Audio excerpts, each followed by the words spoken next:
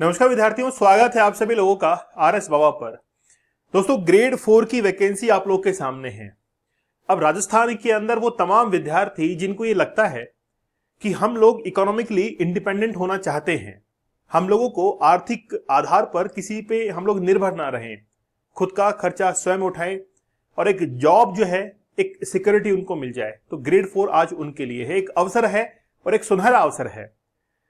तो मैं पहले एक मूवी का एग्जांपल आपको बताता हूं। गब्बर फिल्म आपने देखी होगी। गब्बर फिल्म के अंदर गब्बर को पकड़ने वाले के अंदर वो पुलिस वालों का एक पूरा खेमा रहता है, उसके अंदर वो कांस्टेबल रहता है। खैर वो है तो नकली किरदार, लेकिन उसे सीखने को ये मिलता है कि अगर आपका औहदा छोटा है तो आप अपने ज्ञान को वहां पर इंप्लीमेंट करते हुए आगे पहुंच सकते हैं।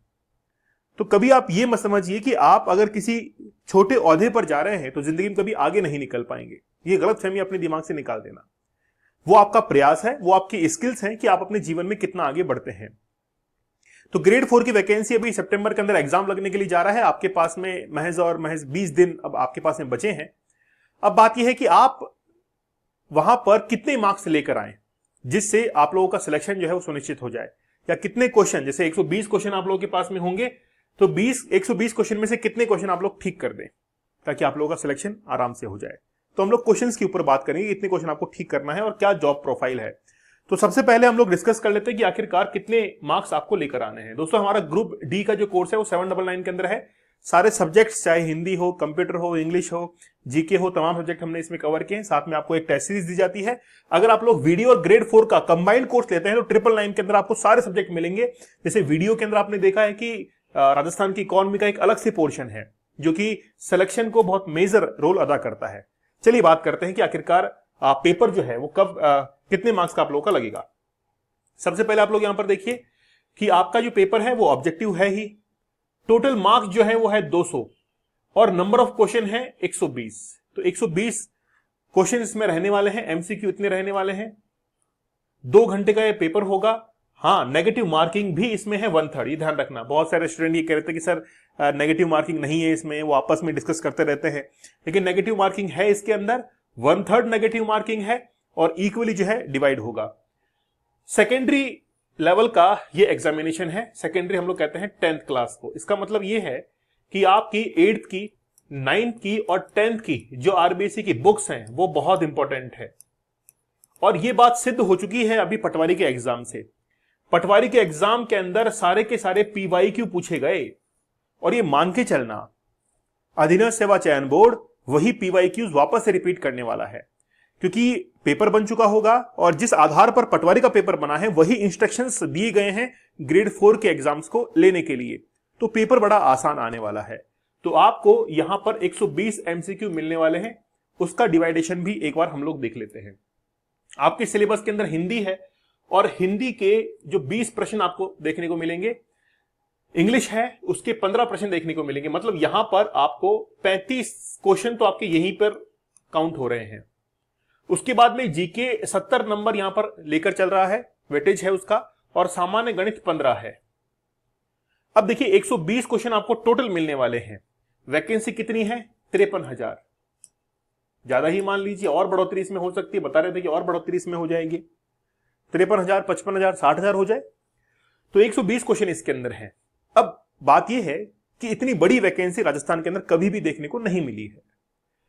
अब राजस्थान के अंदर हालात क्या हैं कि बेरोजगारी के अंदर राजस्थान नंबर 1 पर है, ये बात तो सही है, लेकिन अभी पटवारी का एग्जाम है, अभी वीडियो का एग्जाम है और एसआई का एग्जाम है, तो ये सारे विद्यार्थी वहां पर लगे हुए हैं। हाँ, ग्रेड 4 का एग्जाम हर विद्यार्थी दे रहा है। जहां तक मुझे सूचना मिली है, हर विद्यार्थी ने लगभग 25 लाख फॉर्म आए, तो हर विद्यार्थी ने चोरी छिपे जो है ना बताते हुए भी इस फॉर्म को भरा है। ठीक है, तो 120 क्वेश्चन आपको इसके अंदर देखने हैं। सबसे अहम बात है इसके अंदर हिंदी। देखो, हिंदी आपको बहुत अच्छे से कंप्लीट करनी है, इसमें कोई जल्दबाजी मत कीजिएगा। वोकैब को अच्छे से प्रिपेयर करना है और हिंदी की एक 9th to 10th की एक बुक आती है आरबीएससी की, वो बहुत इंपॉर्टेंट है।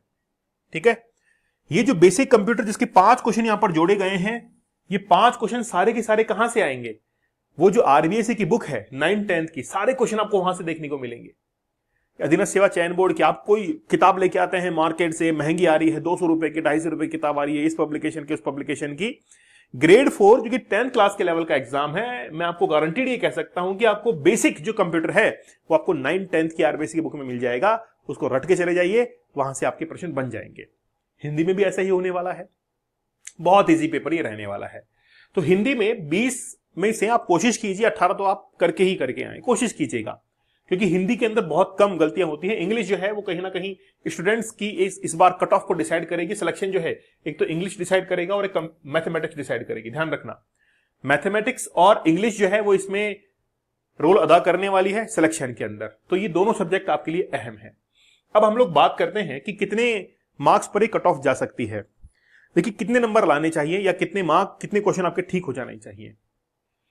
120 में से आप मान के चलिए कि लगभग अगर आपने, खासतौर पर गर्ल्स ने तो क्वालिफाई कर लिया है तो सिलेक्शन निश्चित है। 50% भी क्वेश्चन आपके यहां पर ठीक हो रहे हैं। 50% मतलब 60 क्वेश्चन, तो इसकी जो कट ऑफ है वो 50% जाने वाली है।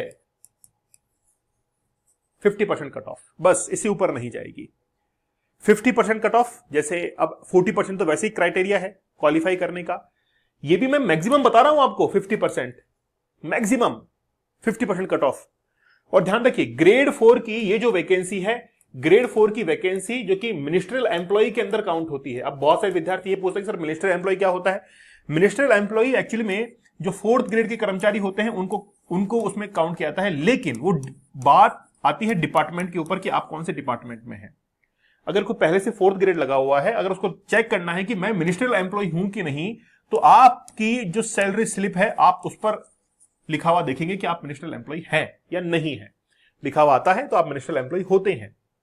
लेकिन बात है कि आप सिलेक्शन के बाद जिस डिपार्टमेंट में जाएंगे उसके ऊपर डिपेंड करेगा कि आप मिनिस्ट्रियल एम्प्लॉय होंगे कि नहीं होंगे। अगर हो गए तो ये मान के चलना कि आपके लिए आगे का रास्ता साफ हो चुका है। जैसे ईओआरओ का, ईओआरओ के अंदर ग्रेड 4 को अलग से, मिनिस्ट्रियल जो एम्प्लॉइज होते हैं उनको अलग से रिजर्वेशन मिलता है। इस बार कट ऑफ जो 83 गई थी वो महज और महज उनके लिए, मिनिस्ट्रियल एम्प्लॉय के लिए 53 57 के आसपास गई थी। इतना डिफरेंस क्रिएट होता है। और जो दूसरी वैकेंसीज हैं, जैसे मान लीजिए आरएस में इंटरव्यू वगैरह देने के लिए जाएंगे तो वहां पर भी आपको एक इंटरव्यू के अंदर इंप्रेशन रहेगा वहां पर क्या पहले से गवर्नमेंट एम्प्लॉय है, और साथ ही के अंदर इस व्यक्ति को जो कि ग्रेड 4 पे लगा हुआ है इसको तो उठाना बनता है, इसको तो ऊपर लेके आए, जबकि आरएस में इंटरव्यू में आ रहा है। तो बहुत बेनिफिट्स आपको मिलेंगे। तो आप ये मत देखिएगा कि जॉब छोटी है। तो 50% मैं आपको मैक्सिमम कट ऑफ बता रहा हूं, इससे ऊपर जो है कट ऑफ नहीं जाएगी। वैसे मैं कट ऑफ नहीं बता रहा हूं कि आपको इतने मार्क्स, तो 60 यानी कि आपको 60 क्वेश्चन ठीक करने ही करने हैं इसके अंदर, और 100 मार्क्स क्रॉस करते हैं आपका सिलेक्शन श्योर है। इसके अंदर कोई रोक नहीं सकता क्योंकि वैकेंसी बहुत, और ये कट ऑफ मैंने आपको मैक्सिमम बता दी है। अब हम लोग बात करते हैं इसकी जॉब प्रोफाइल के बारे में कि जॉब प्रोफाइल क्या है। देखिए आपने हर डिपार्टमेंट के अंदर असिस्टेंट्स देखे होंगे। अगर मान लीजिए कि मैं बात करूं कि अगर आप ग्रेड 4 में सिलेक्ट होते हैं और आरपीसी में आपको वहां पर अपॉइंटमेंट मिलता है, तो आपका काम रहेगा कि आप जो है, पहली बात तो मैं क्लियर कर दूं कि आपको झाड़ू पोछे का काम नहीं करना है। बहुत से विद्यार्थी कहते हैं झाड़ू पोछे करवाएंगे, ऐसा कुछ भी नहीं, उसके लिए अलग से एम्प्लॉइज रहते हैं। आपका काम है कि जो भी कर्मचारियों ने काम, वहां पर जो ऑफिसर्स हैं, एम्प्लॉइज हैं, उन्होंने जो काम कर दिया है उनको कम्युनिकेट आप करते हैं।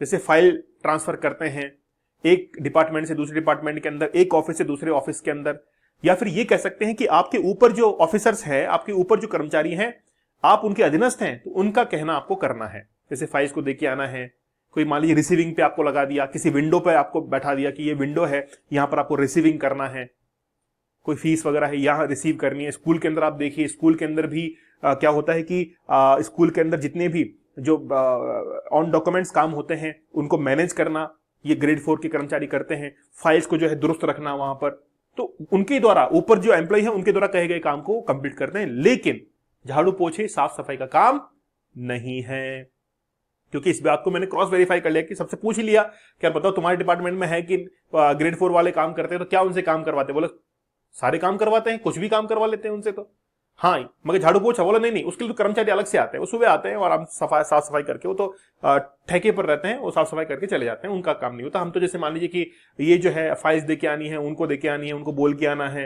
है ना, ये सारे काम इनके रहते हैं। तो देखिए, आप इस जॉब को छोटी मत समझिएगा, कोशिश कीजिएगा। और जैसे ईओआरओ का बैच हमारा चल रहा है लाइव, तो ईओआरओ की वैकेंसी आपको जल्दी देखने को मिलने वाली है। अगर आपका अपॉइंटमेंट हो जाता है और ईओआरओ की वैकेंसी मतलब डॉक्यूमेंट वेरिफिकेशन बाद में होता है, तो कहीं ना कहीं आपको बेनिफिट भी मिल सकता है उसका, लेकिन आपकी फर्स्ट सैलरी स्लिप उसमें आ जानी चाहिए। तो आप देखिए कि आपको अदर एग्जाम से बेनिफिट मिलेगा। तो आप काम को मत देखिए क्या काम है, आप देखिए कि आपने शुरुआत कर ली है, महज और महज शुरुआत बहुत अच्छी आपने कर ली है, गवर्नमेंट एग्जाम क्रैक कर दिया है, आप राजयोग के अंदर हैं। तो आप धीरे धीरे सफलता की सीढ़ियां फिर चढ़ते जाइएगा, अपने स्किल्स के ऊपर फिर आप काम कीजिएगा, तैयारी करते रहिएगा। और तैयारी करते हुए, जैसे एक एग्जाम्पल जोधपुर का था, उस लड़की का सबको पता है कि वो वहां पर चपरासी थी, पियोन थी, ठीक है, और धीरे धीरे करते हुए वो आरएस के अंदर सेलेक्ट हुई। एक लड़का जो कि जोबनेर का था, और वो जोबनेर का था, ग्रेड 4 के अंदर लगा हुआ था अपने कलेक्ट्रेट के अंदर, और कलेक्ट्रेट के अंदर क्या क्या रहते उसने तैयारी की, ऑफिसर्स भी बड़े अच्छे थे, कॉर्पोरेट किया कि भाई ठीक है, एग्जाम में छुट्टियां उसको दे दी, अच्छे से तैयारी की, वो आज आरएस ऑफिसर बना हुआ है।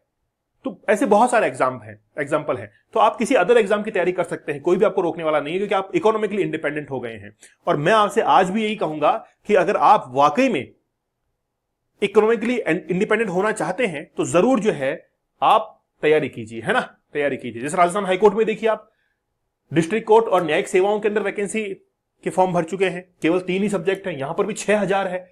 तो सिलेबस इक्वल है, केवल आप लोगों को ध्यान देने की जरूरत है कि कैसे आप लोग तैयारी करेंगे। तो जॉब प्रोफाइल को मत देखिए, आप केवल ये देखिए कि कहीं ना कहीं आप लोगों को एक इकोनॉमिक बेनिफिट के लिए आप जा रहे हैं, बस इतना देखिए आप, ताकि आपकी परेशानियां जो हैं वो किसी के साथ में शेयर ना हो, आप अपनी परेशानी को खुद समाधान निकाल सके। क्योंकि क्या होता है कि इकोनॉमिकली इंडिपेंडेंट होते हैं ना, तो हमारी निर्णय क्षमता बढ़ती है। कहीं रहकर तैयारी करनी है, बाहर रूम लेकर रहना है, और खास तौर पर जिनकी शादी नहीं हुई है उनके लिए तो दुगना बेनिफिट है। वो कैसे कि जहां पर भी पोस्टिंग मिली वहां पर रूम लेकर, और इकोनॉमिकली इंडिपेंडेंट है, जो भी बुक्स वगैरह परचेज करनी है, कोचिंग ज्वाइन करनी है, कुछ भी करना है, तो आप जो है वो तैयारी कर सकते हैं। और जॉब भी साथ में होती रहेगी, तो कोई डिस्टर्ब भी करने वाला नहीं है, तो तैयारी अच्छे से और भी अच्छे से हो पाएगी। तो बात अब फैमिली वालों की बात ये होती है कि फैमिली वाला जो है वो बार बार थोड़ा सा घर पे चक्कर जाता रहते हैं उसके, ठीक है, घर परिवार को संभालना भी रहता है।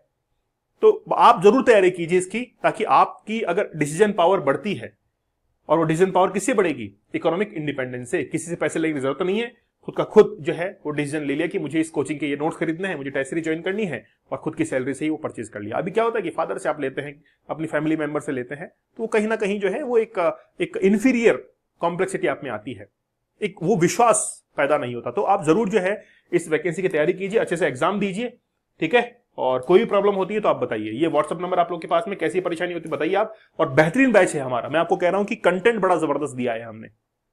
तो आप लोग एप्लीकेशन जरूर डाउनलोड कीजिएगा आरएस बाबा दीपक सर, वहां पर एज अकॉर्डिंग टू सिलेबस हमने पूरे की पूरे जो टॉपिक्स हैं वो अपलोड किए हुए हैं। टेलीग्राम चैनल है दीपक सर ऑफिशियल, आरएस बाबा दीपक सर, आप लोग जरूर ज्वाइन कर लीजिए। तो मिलते हैं आप लोगों से, और चैनल पर नए हैं तो सब्सक्राइब जरूर कर लीजिएगा। तब तक धन्यवाद, थैंक यू।